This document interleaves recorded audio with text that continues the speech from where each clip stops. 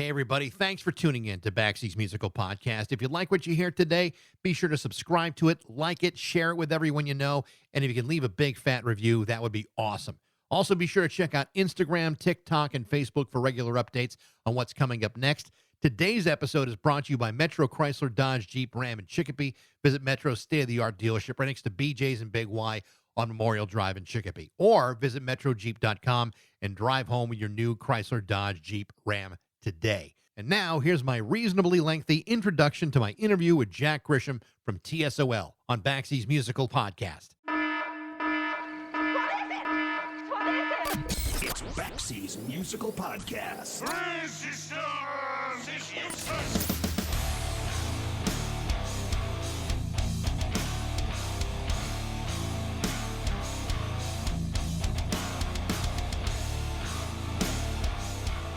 By 1978, 79, the first generation of American punk had pretty much run its course. And while there was still great music that came out back then, things were definitely starting to change. Many of those early New York and British punk bands were breaking up or signing lucrative record contracts or fading into oblivion with drugs and alcohol, and for some, the music was no longer angry enough. Vietnam was over. Watergate had come and gone. But you still had communists and nuclear power and disco and Ronald Reagan and REO Speedwagon. These were not good times. Something needed to happen. You needed something to out-punk punk. You needed something that not only reflected a whole new set of problems, you needed something that was going to feel like a shot to the face. What you needed was hardcore. This is when punk was beginning to move beyond the big cities like New York and worm its way into the suburbs and other quieter parts of America. And the kids in those areas were every bit as disaffected, if not more so, than the kids going to the Bowery to watch the Talking Heads play Psycho Killer at CBGB's every couple of weeks. Not that there was anything wrong with that, but a lot had changed over the course of 2 years. Now it was time to really piss your parents off. And it worked. Unlike what you may have seen in New York just a year or two earlier, hardcore was more aggressive, faster, angrier, and a whole lot more threatening, which would explain why so many parents hated it and so many hardcore shows were disrupted by police. And for many, the ground zero of hardcore was in California. Beginning in San Francisco, you had bands like The Mutants, The Offs, and The Dead Kennedys. In Orange County, you had The Germs, X, and The Weirdos. And in Southern California, you had Black Flag, Fear, and The Circle Jerks. This then sparked a whole tidal wave of bands to emerge, like the Minutemen, the Descendants, the Adolescents, Social Distortion, and bands like TSOL. Now, TSOL are an interesting case. TSOL, or the True Sounds of Liberty, were out of Long Beach, California. And unlike a lot of hardcore bands that would wind up painting themselves into a corner, TSOL would be one of the few bands that never stood in the same place for too long. They also never shied away from a good melody and were never afraid to start causing trouble.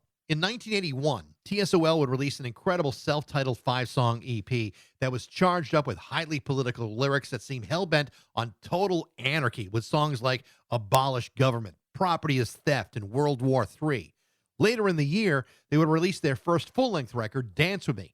That record was far less political, but no less brutal. Between those two recordings and their next two albums, 1983's Beneath the Shadows and Change Today, which was released the following year, all those records are considered to be hardcore classics in spite of their constantly evolving approach. The lead singer of TSOL at the time was Jack Grisham. At 6'3" tall, Jack Grisham was a physically imposing, often intimidating presence during a period where hardcore shows were becoming more violent and more aggressive. But it was that presence that made Jack a true legend in hardcore circles. But it would be the violence that would eventually prompt him to leave the band, at least temporarily. In the years that would follow, Jack would find himself in a number of other bands. He wrote several books, including several novels and a couple of memoirs. He's also found himself in a number of films, including the TSOL documentary, Ignore Heroes. But he's also found himself getting sober, where he has been for 35 years.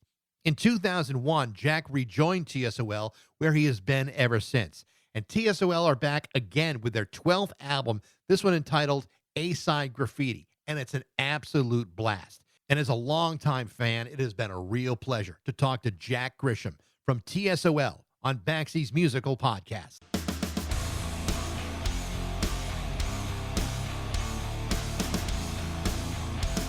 I'm stoked. My kid just got me a I just went out and my kid's been walking me every day like a dog, right?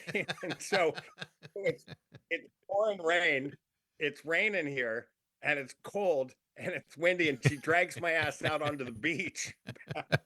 And she's 25, doesn't that, she's like a machine. She works out twice a day. It's like fuck. How messed up is that? Where like guys our age need to be need to be Walked.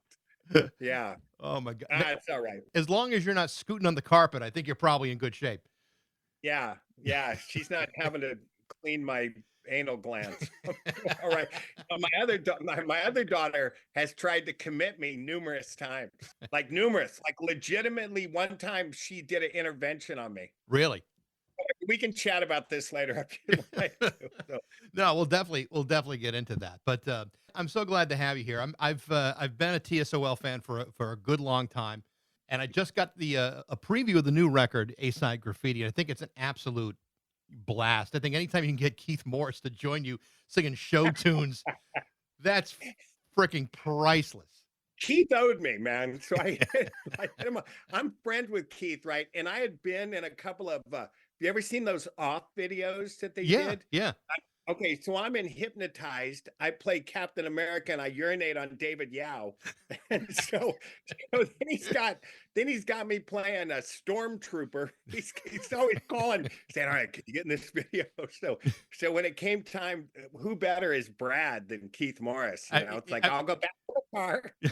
I mean, you're singing Sweet Transvestite from Rocky Horror. I mean, you have to have him as Brad as like an inspired piece of casting. Right? There's nobody that could be Brad more than Keith Morris. Not a lot of work on his part. There's no acting involved.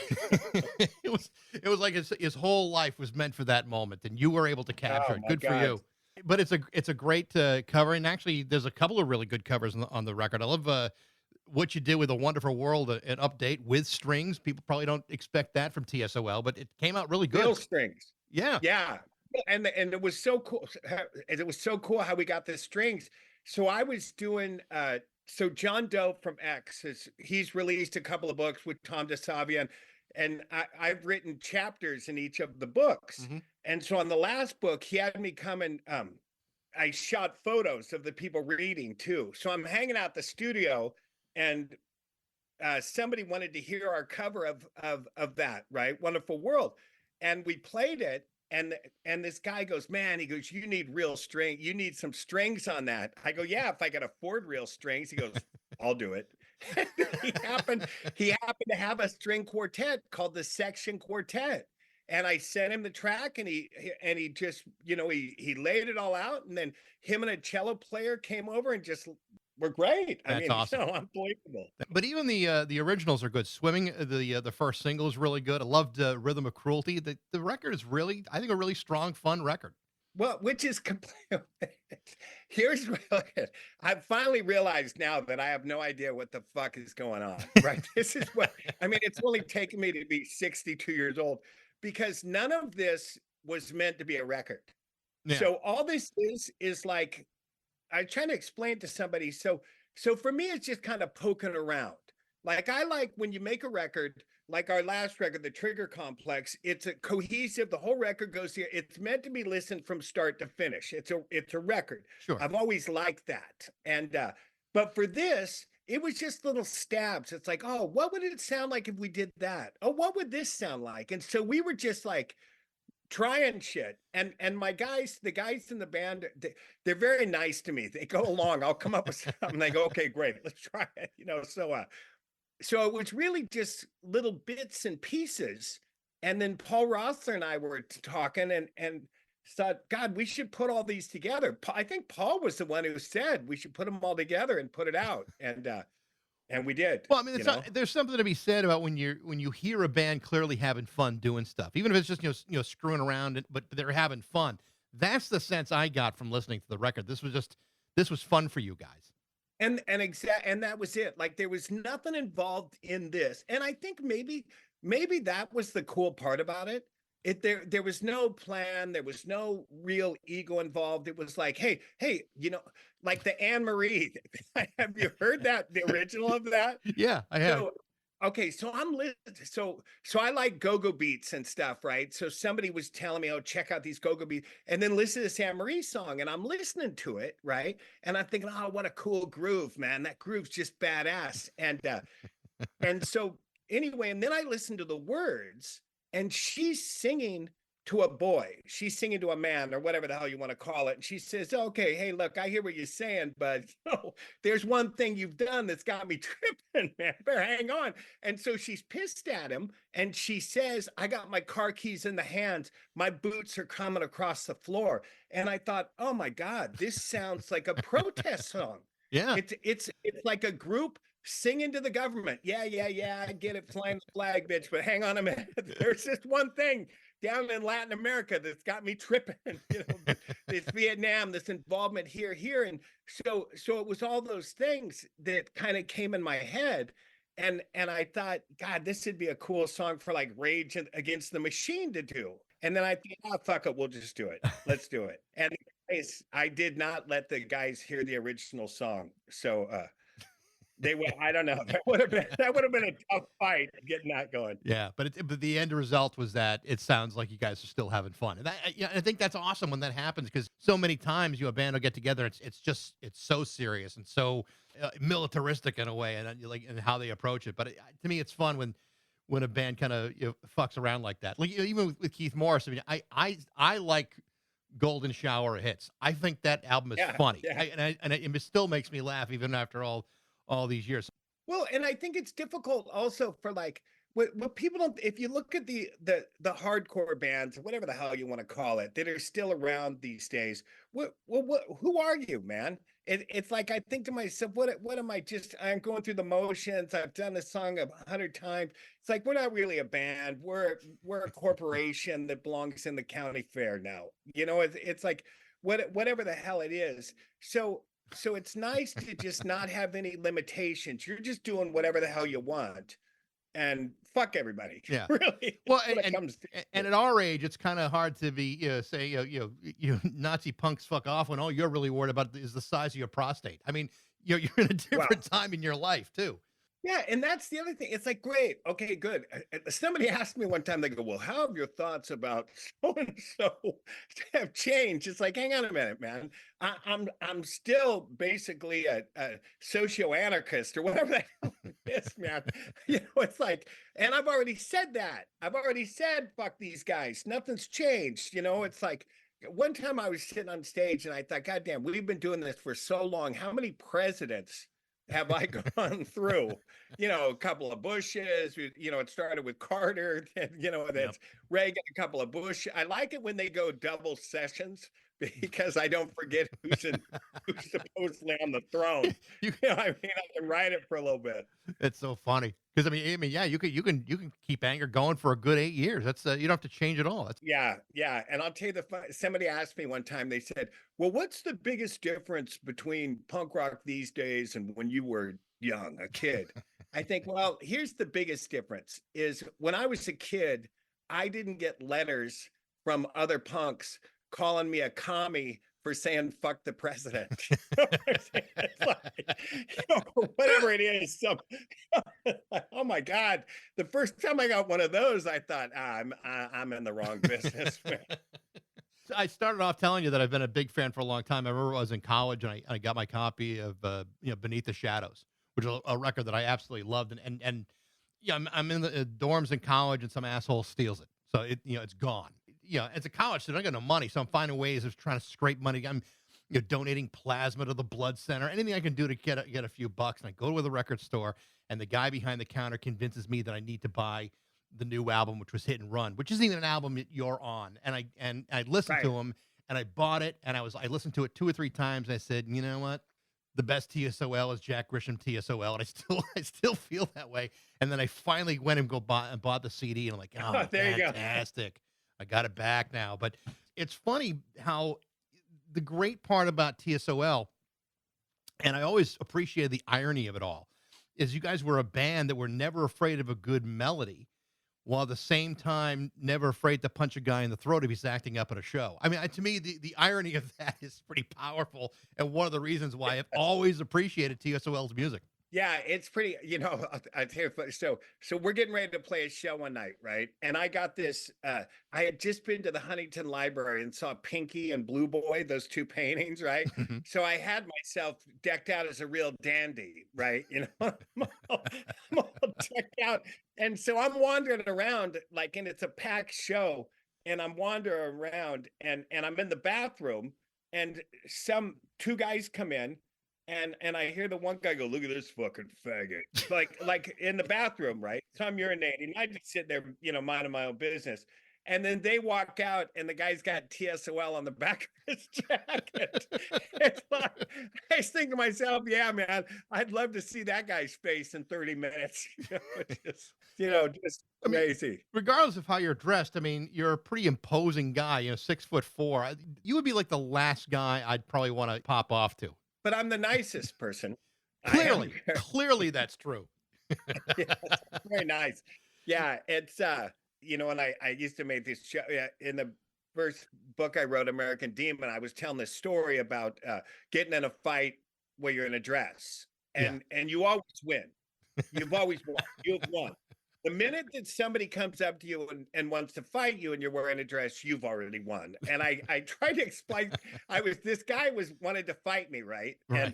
And he was very aggressive. And I said, all right, let me just run this down to you, right?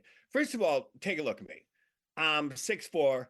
I'm wearing a Chanel evening gown, and I'm quite comfortable in it. So that this is not my first time putting on a dress. Then look at my face. Very, very handsome. My nose is straight, not a scar or mark. Now let your gaze drop down to my knuckles and see the teeth marks all over my knuckles. So you realize that I've been in a dress and have fought before. Now, if you fight me and you win, all you can say is you beat up a guy in a dress, and there's nothing cool about that. I go, but chances are I'm going to stomp the living fuck out of you. And you just got your ass kicked by a 6'4" faggot in a Chanel gown. Now what are you going to do? And the guy just walked off. Because you've already won. You've already won without a punch being thrown. So I started watching, I haven't finished it yet. I just started watching Ignore Heroes, the documentary that you put out last year. And I absolutely loved the opening sequence. Kind of like where you're giving a TED talk and the audience is nothing but cops and nuns. And again, another inspired TSOL decision. But I just thought the whole thing was really interesting because, the TSOL story, there's a lot of ups and downs with it. And it's an important story, I think, in a lot of ways. And the idea that you guys, after everything that has gone through just with you personally getting back together, I think is really very, very cool. Because a lot of bands at some point just say, fuck it, I don't want to do this ever again. And they just move on with their lives. But you guys felt compelled to come back and really tell this story. Tell me about putting this film together and where does it go from here? I mean, is there any kind of streaming distribution beyond? I think I saw it on Tubi. I don't know if there's anything beyond that. No, not really. Okay, so all right, so this is interesting. Also, so I had made a movie about child abuse. That was the first. I used to carry a camera with me all the time when I was a kid, and Right. and I just stopped. It's one of those things, I got into punk rock and I stopped. I just didn't do anything. Just I don't give a shit about anything. And anyway, so I picked up a camera again. I started shooting, and then I made a movie about child abuse called 288. It's on Vimeo and it's free and it's extremely heavy. But if you got 15 minutes, I'd watch it. It's a heavy film. And so then I'm thinking, well, what now? What? Like COVID's going on or whatever. I thought, well, I'm going to make a TSOL movie. So the other guys in the band, they didn't know what I was doing. Like the only person in that band who saw that movie before the premiere was Greg Keane, our keyboard player, because he scored it. So Hmm. the other guys hadn't seen they had no idea what was going on over there. And and it was just kind of like, I didn't want to do the standard punk rock documentary. Sure. We've seen it. You got Henry in there, you got Dave Grohl, you got, it's like all these, it's like, I didn't want to make a movie where there were cool people saying that we were cool. and that there were new upcoming bands saying we influenced any of them. It's like, yeah, fuck that noise, man.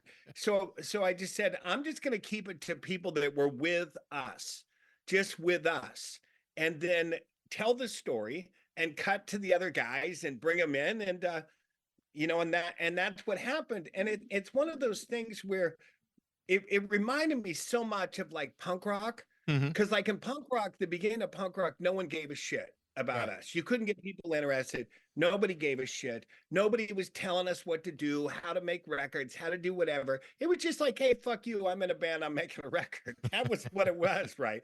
So it was the same thing with this movie. It's like, yeah, fuck you. I'm making a movie. Well, you can't do it like that. Well, I am.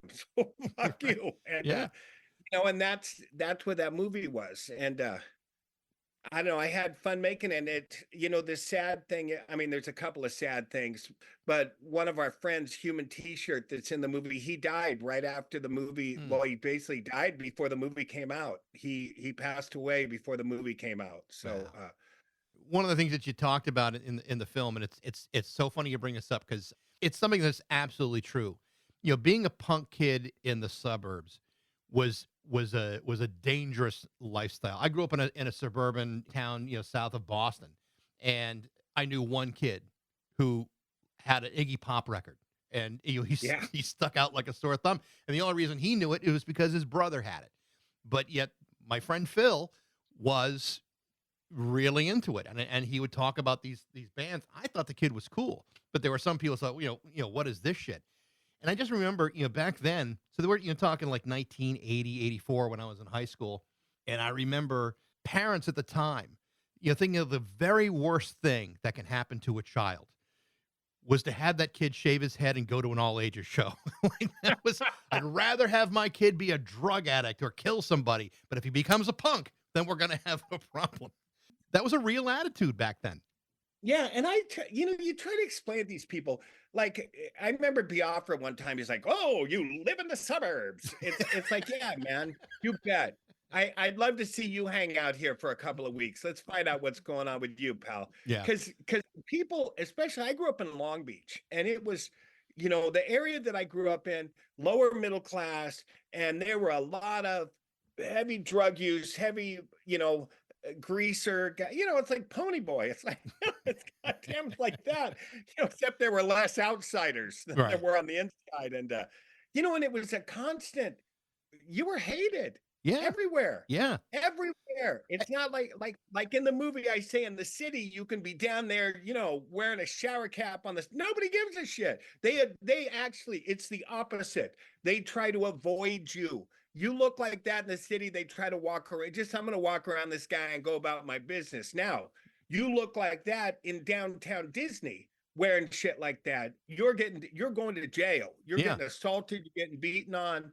And some of these people never understood that. They never understood how, how it is. You were hated. Yeah. And so for me, I was a good surfer, and I caused trouble.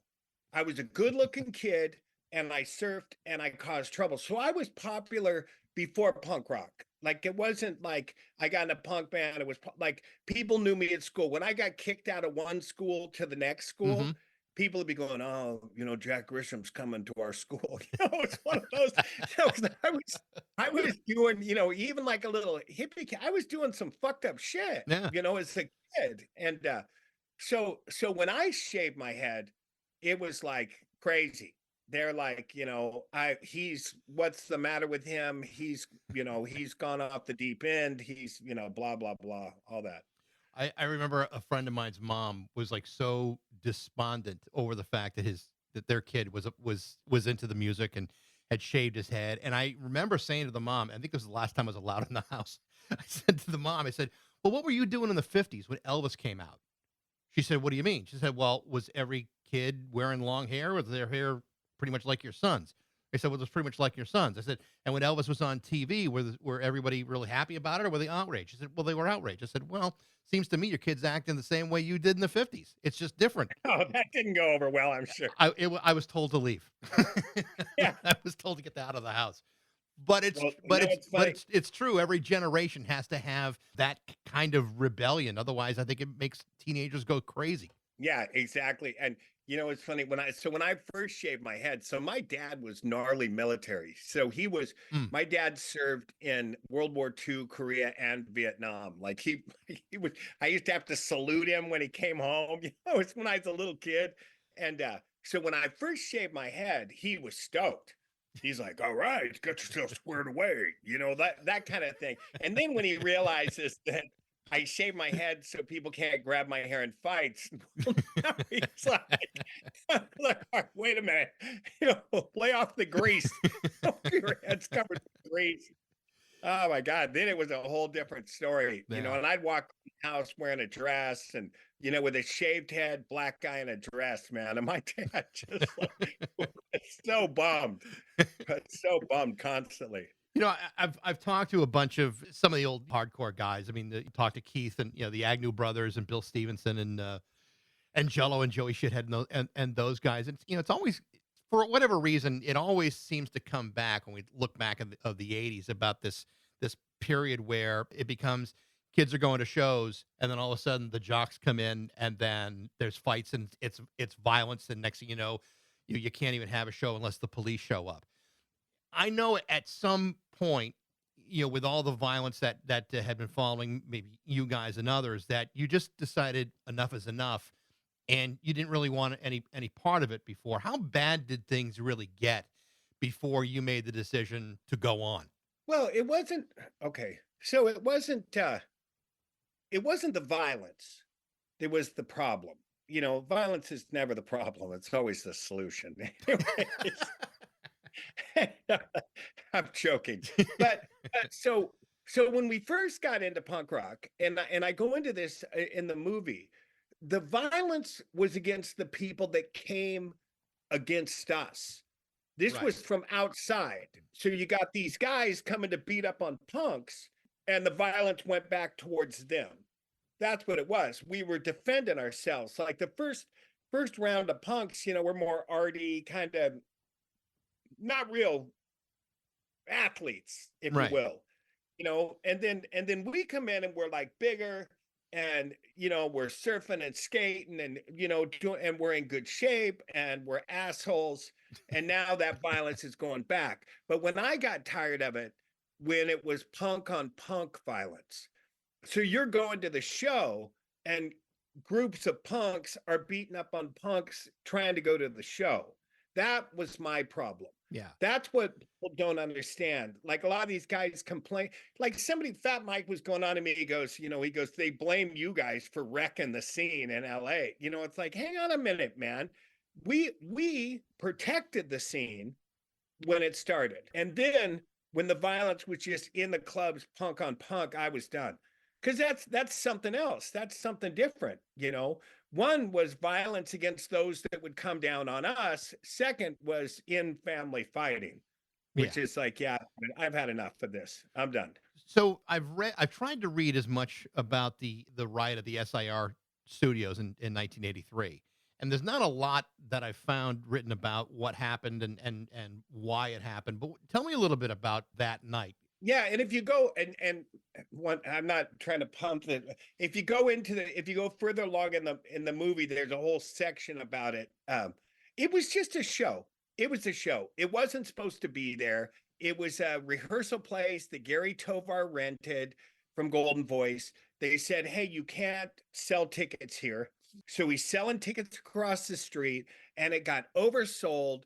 The cop showed up, and I guess somebody threw a bottle or something. Like that's how it started. I hear there's one guy that claims he started it. Great, good for you.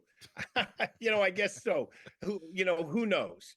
But then the police came in, and what screwed me up is when the police came in, I said, "Hey, if we all sit down on the floor, they can't take us."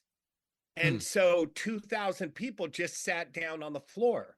And it was like to me, it was a real, I wasn't thinking about it. I wasn't thinking about anything about it. And then it was, hey, there's more of us than there is them. Let's get them, whatever the fuck it is. But it was the aftermath of that riot thing that really screwed me up. Yeah. because I would go to shows and people go, "Hey Jack, tell us what to do. Tell us what to do." Like yelling stuff out. It's like, man, I don't want that. It's like, so that was the end for me. Yeah. Shortly after that riot was the end. I was done.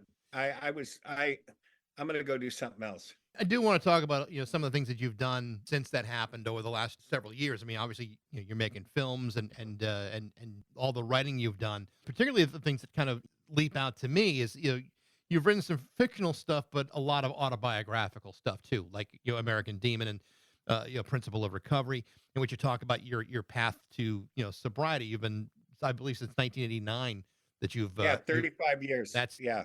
terrific. Tell me a little bit about that and that journey to decide, or what got you to the point where you said, enough is enough. I need to save my life here." Well, you know what's funny about it is I so the guys in my band, like I don't favor the needle. I'm not a heroin guy. Yeah. You know what I mean? I'm not a heroin guy. For me, it's just blow and pills. And fucking high school, man. Hey, we're eating mushrooms and fuck. We're eating these pills. We're getting some blow. We're gonna drink. We're gonna go out and get in fights. Fuck whatever the hell it is. And it was funny because the people that were around me were the ones that were saying I had a problem, and I couldn't see that I had a problem whatsoever. I didn't see it. Just seemed like what I was doing in my life just seemed like that's the way it goes. I was 26 years old. I was living at my mom's, couldn't hold a job. My car, I had just destroyed this car. I got warrants out for my arrest. I got restraining orders on me. I got a girl pregnant. I take another girl to Mexico and marry her at the same time. It was like just a complete, just a shit show. Yeah. Just a shit. But to me, it just seemed like this is my life. Yeah. Like I didn't see the problem. And there's a line where people say, "Oh, if you want what we have," it's like, bitch, I don't want what you have. I want you to get the shit I have to behave. That's what I want. And and it was so interesting. I didn't realize I had a problem until I stopped doing it. Yeah. And it's you stop when you realize the problem, because I was unsedated. And then I just started, man, it was like this open wound. I would tell this story. It was like about and no offense to anyone, terrible situation. When we first got the report to the tsunami that hit Indonesia, and that they go, "Oh, there was a tsunami," blah blah blah, and then the next day it's like, God, 10,000 dead. Oh no, this many. And it just got worse and worse and worse as the days progressed. Right. And we really saw the scope of the damage. Well, that was my situation. I washed in on this tsunami. I got pills and booze and blah, blah, blah. And all of a sudden it starts to recede. The pills come out of my hand. The bottle pops out of my mouth. And all of a sudden, here's wreckage. Mm. Now I start seeing all this shit. And it was like Malcolm X said, "Hey, I'm just a good old country boy, man. And the chickens have come home to roost." And that's what happened. My chickens had come home to roost. All of a sudden, I was living in this dreamland, and I wake up and it's like, "Hey guy, you live at your mom's. Hey, you screwed up everybody. You have burned people, you have screwed people up, you got warrants, restraining orders, you're blamed for your father's death, you sexual abuse, physical abuse." Man, I was just an open wound. And thank God for some reason I didn't stick anything in me to make that go away. Yeah. I was willing to just go through it and feel it and just accept the consequences of what I had done. And it was a long journey. It's still a long it's still a long Sure. journey. And then just to realize like what a selfish, self-centered shit I was to people. It's so crazy. They talk about that illness that you're emotionally immature, and I was like a baby, man. Yeah. That's what it was. Mostly I was like a baby. When a young baby wants two things when it gets upset. It wants the bottle or the tit. And I'm a grown man. And when I got upset, it was give me the bottle or the tit. That was it. And so just a lot of payback. I had to make amends to my father at his grave. I had to face up to a lot of stuff I had done. I had to be willing to turn myself in and go to jail for crimes I had committed. And it was it's been a long road. But the cool thing now is, you know, uh, 35 years later, I'm able to stick a hand out to people, tell them I understand, be supportive, and if anything, just be a symbol of saying, "Hey, look, man, you can play music, you can create, you can do all this stuff," Yeah. and What I think what's really interesting is, to be able to write about it and to tell those stories and to be open and to be vulnerable in that moment as you're writing about what you've been through and what you've endured, and then to get back with the band and play music again. A lot of people may be triggered by regurgitating all of that back up. And it seems like you're at the point in your life where, this is all just a part of the journey. And, to reclaim some of these things actually been pretty empowering for you. yeah, and it has now, but you're right about that. So the first book I wrote, American Demon, the autobiography, that was dark, man, because I was so far away from that, and I had to sit there and say, well, what does whiskey taste like? Mm. Because I'm writing this. What does it feel like when you hit somebody in the face? What do the teeth feel like? How much movement is there between the lips and the skin before you hit teeth? What does it feel to have a cut knuckle, to want to die, to kill yourself, to climb up in a sewer? How does it feel to look at your kid, man, when they're just they're so disgusted at you? Like remembering when I walked in when my daughter was born, to walk into that hospital and just have everyone in there look at me with disgust. Mm. It was just, so I had to sit and relive all that stuff. And in the middle of it, my daughter and some friends did an intervention on me. They said, "Hey, you're not well. You're unsound." I was writing 18 hours a day. I'm not taking care of myself. I'm in this little thing, and my daughter was basically like gonna move me onto her couch, Mm. fucking give me a pair of Depends. And I said, look, just let me get this out. Let me just get it out. Let me lance this. Let me get it out, man. And that's what I did. Yeah. I just got it out, and then it was easier after that. Like the first time I went to my dad's grave, I was blamed for my dad's death in a court case. It was so my dad had a heart attack at work and he died. And so there was a court case because it was work, that kind of a thing, and they said, "Oh, it's work stress, work stress, work stress." But his work came back and said, "Yeah, it's stress, all right, but it's not work stress." They said that my dad was showing up at work saying, "Hey, my kid's arrested again. Hey, they shot at our house. Hey, that, Mm. blah, blah, blah." My mom used to lay in bed at night and pray that I wouldn't die. Like that's how she got through a lot of this stuff. And so when I had to face my dad, and here's an interesting part of, a lot of people say, "Hey, you didn't have anything to do with his death. You didn't have anything to do with his death. That's not your fault. It's him." It's like, yeah, I understand it, but for me, I had to accept my part in his death. Sure. That I did create that stress for him, that I did hurt him. Was I the whole reason? No, but I was a few nails in him, that's for sure.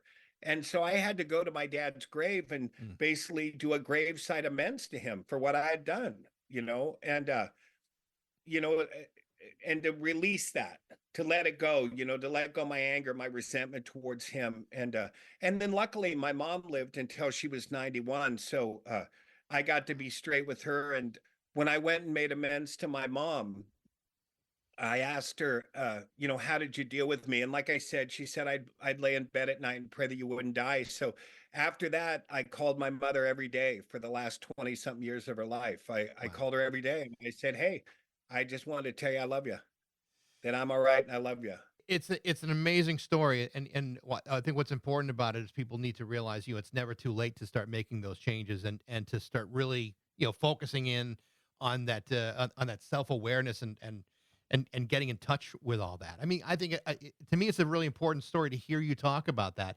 Even people who are maybe seem like the most problematic can turn their lives around by doing the work and just understanding their strengths and their weaknesses. Right, and I think that the one thing too, because people had asked me time, they say, "Well, what's different between what you're doing and straight edge?" Look, I don't care what anyone else does. I firmly believe that people's lives are their lives and it's their right to do whatever they want to do with their life. Great. You want to get loaded? Great. I mean, I give out beer. They give us beer at our gigs. They're like, well, we dropped off a case of beer. It's like, well, none of us drink. So who are we giving this to? It's like, it's not like get that evil substance out of our eyes. No, but it's I one. don't give a fuck. It's one more I thing to don't care sell. what anybody does. It's one more You thing to you sell at the put merch table. Yeah, it's exactly. It's I remember they used to say, oh, don't get a blowjob or what? I don't know what kind of craziness they were coming up with. It's like, oh my God, I don't care what someone does sexually, physically, whatever the hell, as long as it's not hurting anyone else. But my job is when someone says, hey, I have a problem, my responsibility says, hey, can I help? Can I help Yeah. you? That's it. That's great. Bottom, Yeah. we don't preach about it. It's no big deal. Yeah. It's been a real pleasure to talk to you about this stuff. Like I said, I've been an admirer of TSOL for a long time, and I know I've heard the stories, but still love the records. And like I said, I really enjoyed A-Side Graffiti. I think it's awesome, and it's great to see you're doing great and healthy and in a good place in your life. I'm happy for you. Yeah, and thank you, and I really appreciate it. And it's just a good life. Yeah. God, it really is. Sometimes I just I just sit there. I've basically kind of come to in so many crazy places. And I'll say this thing before I shut up. So Tom Wilson, who produced all those early TSOL records, except for the first one, at the SIR show, in the middle of the show, somebody comes up to me on stage and says, hey, Tom wants to talk to you. Now, Tom's mixing our sound outside. He's mixing it. And I get on the thing and he goes, hey, look at what you're doing. He goes, just stop for a minute and look at what you're doing. Look at this, see this. And what he was trying to tell me is to just take that moment out and appreciate where you are, what's happening, what you're doing at this moment. Now, at the time, I didn't really understand. It sounded like hippie shit to me, but so much later on, I just stopped and said, wow, man, you're in Cuba. You're here in Argentina. You're on stage here. You're with your daughter walking on the beach. And just stop and just, hey man, just take a second, check it. Yeah. So Jack, I really appreciate the time today. Best of luck with everything. Hope you're going to do well. you're well. Thank you very much. Nice to see you. Nice to see you, Jack. Okay. Thank you. The name of the new album from TSOL is called A-Side Graffiti, and the name of the documentary is called Ignore Heroes. Thanks for listening. I hope you enjoyed it. If you did, feel free to subscribe, rate it, share it, tell all your friends about it. Be sure to follow on Instagram, Facebook, and TikTok for regular updates. You can also email me at bax@rock102.com. Thanks to Metro, Chrysler, Dodge, Jeep, and Ram in Chicopee, and thanks to you for listening to Baxie's Musical Podcast.